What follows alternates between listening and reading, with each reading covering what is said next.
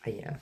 Hello! Good morning! Isang nakakalokang morning to everybody, mga inday! Okay. Di alam yung sasabihin. Anyway, itong video na to, i-share ko lang sa inyo yung mga um, ano to, yung mga nagustuhan ko in terms of doctor and nurse relationship dito sa Amerika. Alam niyo naman, ang purpose ng channel na to is para ma-encourage at hindi para ma-discourage yung mga tao na pumunta ng Amerika. So this is our all encouragement, mga magagandang magagandang nangyayari sa akin dito sa Amerika. Para naman ma-encourage palalo yung mga tao dito. I mean, yung mga nurses na nasa Pinas, UK, US, or kung saan mang panig ng mundo kayo na pumunta dito sa Amerika. Okay? So, I'm sorry. Okay. Ang pinakaunang nagustuhan ko dito mga Inday, pagdating sa doktor is that they're very respectful. As in, never pa akong nabastos ng sobra dito sa Amerika in my ilang months pa nga lang ako dito. Siguro mga 6, 7, or 8 months. I'm not sure. I started here March. So, siguro mga 8 months. I mean, nag-start ako sa work March na. So, siguro mga 8 months. March, April, May, June, July, August, September, October, November. Oh, magna 9 months na pala ako, Day. Dito sa Amerika na nag-work as a nurse. So, hindi pa ako nabastos. If ever na may nambastos man sa akin, hindi siya sobrang lala nung nangyari sa akin sa Saudi Arabia. So, if ever may mangbastos man sa inyo na doktor, try to raise it to your nurse manager or to your charge nurse leader. Because it's not appropriate for a doctor to disrespect nurses, diba? Okay. Pangalawang nagustuhan ko dito, mga Inday, winiwiggle-wiggle ko pa yung buhok ko.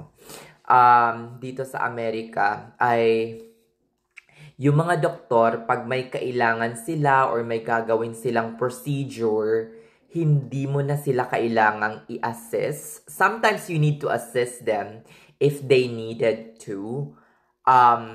Because kailangan na nandoon yung presence mo as an RN. Okay? They need you to be there, not because you need to be there, because you need to assist them, but because your presence as an RN is vital during that procedure. Hindi katulad nung nasa Pinas ako or nasa Saudi Arabia ako, they need you in that procedure because uutusan ka nila, kuhanan mo ako ng gauze, kuhanan mo ako ng ganito, prepare mo ng ganito, after post-procedure, lilinisin mo pa. Dito mga Inday, no, hindi. If they're gonna do suturing, for example, silang kukuha ng gamit nila. I-pull out mo lang yung lidocaine sa electronic medical system, Omnicell man yan, or Fixes. That's it. Wala na. Bigay mo sa kanila yung lidocaine, sila nang bahala. Kaya lang naman natin kinukuha yung lidocaine sa electronic medication system natin is because sa amin kasi walang access yung mga doktor sa medication system. So, pinupull out natin. Hindi dahil required tayo. Kung minsan nga nakikifavor pa yan eh. They're very respectful. Sasabi, oh, can you pull out the lidocaine for me? Ganyan. Kasi wala akong access. O, diba? As in, isa yan sa mga pinaka nagustuhan ko dito. Pagkatapos nilang gawin yung procedure, sila din yung maglilinis. Hindi katulad nung nasa Pinas pa ako at nasa Saudi. Day, ikaw lahat, day. As in, yung mga doktor, piling importante at ang tingin sa atin, mga utusan, mga alipin ng ospital. Nakakaloka!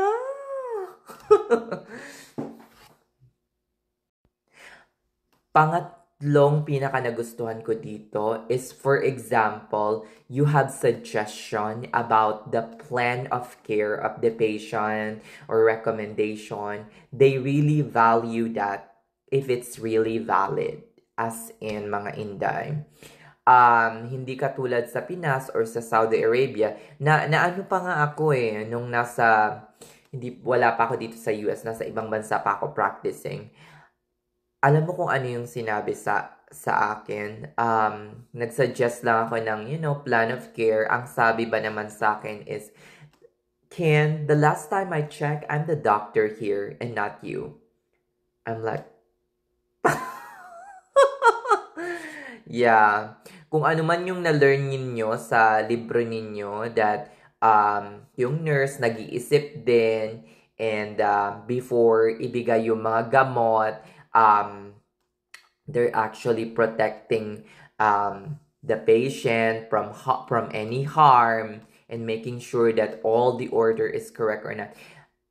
For me, in my own experience, that is only applicable when you got here in the United States of America. Okay? Pero dun sa Pinas or dun sa Saudi Arabia na before na pinagtatrabahuhan ko, masasabihan ka pa ng, the last time I check, ako ang doktor dito at hindi ikaw. Tumigil ka sa pagiging ambisyosa mo. O diba? Parang nakakawalan ng gana. Kaya nga siguro, ang isa sa mga dahilan ng ibang nurses, especially yung mga nurses na may alam at medyo, bongga yung knowledge.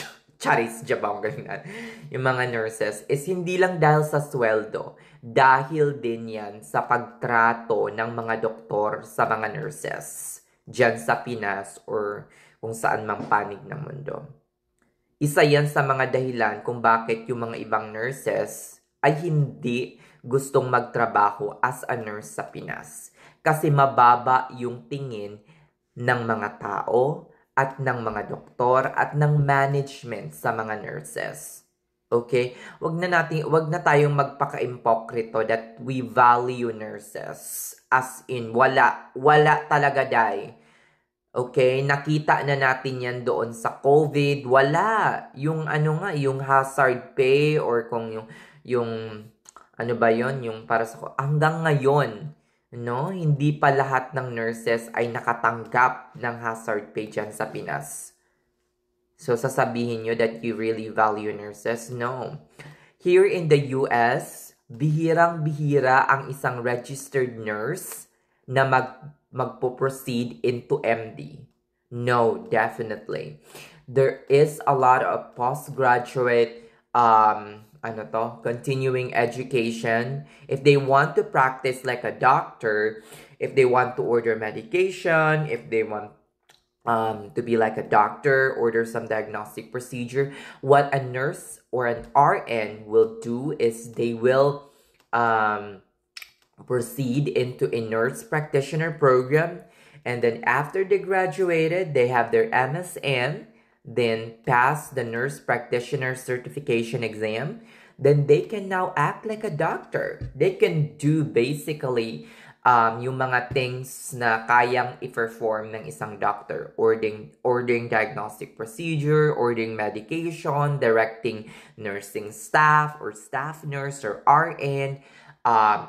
They can do intubation, they can do central line insertion. Lahat ng mga yan, mga Inday, ay kayang gawin ng isang nurse practitioner. Pero sa Pinas, yung mga ayaw nang maging nurse, nagpo-proceed into medicine. Kaya yung mga matatalinong nurse natin, nauubusan tayo ng mga matatalinong RN kasi pag bongga ka, magaling kang magkabisa, masipag kang mag-aral, karamihan nagpo-proceed into medicine. So, nagiging doktor na lang. Hindi ko naman nila lang.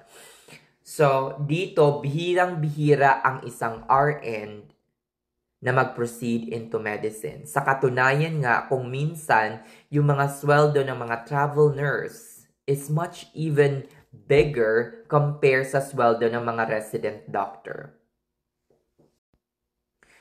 ng mga bagong resident doctor. Kasi mga Inday, ang binabayaran dito ay hindi ang binabayaran dito ay hindi based sa pinag-aralan mo lang. Based from your experience and what you can do as an employee of the hospital. What can you contribute to the hospital? Hindi katulad dyan sa Pinas, baka mas mataas pa ang sweldo ng isang bagong resident doctor na kakagraduate lang ng medical school kumpara sa chief nurse mo. O, di ba? Bongga! No comment na dyan mga Inday. Sige na. Babush na. Bye-bye.